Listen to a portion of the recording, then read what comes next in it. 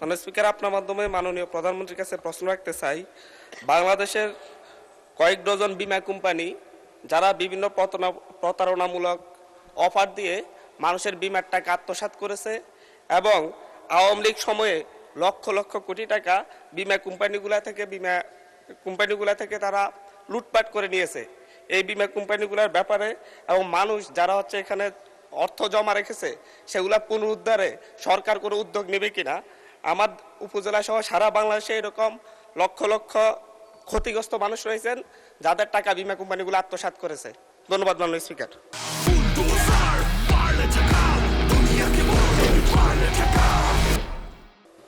মাননীয় প্রধানমন্ত্রী।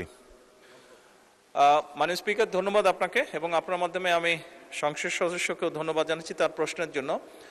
নিশ্চয়ই সংসদ সদস্য আপনার ধারণা আছে, মাননীয় সংসদ সদস্য আপনার ধারণা আছে যে এই যে সকল যে বীমা কোম্পানি এটার যে একটা হেড আছে তাকে ইডরা বলে এবং আপনি নিশ্চয়ই অবগত আছেন যে ইডরার নতুন একজন চেয়ারম্যান নিযুক্ত করা হয়েছে।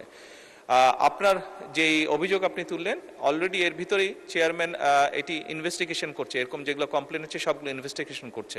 ইনভেস্টিগেশনটা কমপ্লিট হলে তখন আইন অনুযায়ী আমরা ব্যবস্থা গ্রহণ করতে পারবো। ধন্যবাদ মাননীয় স্পিকার।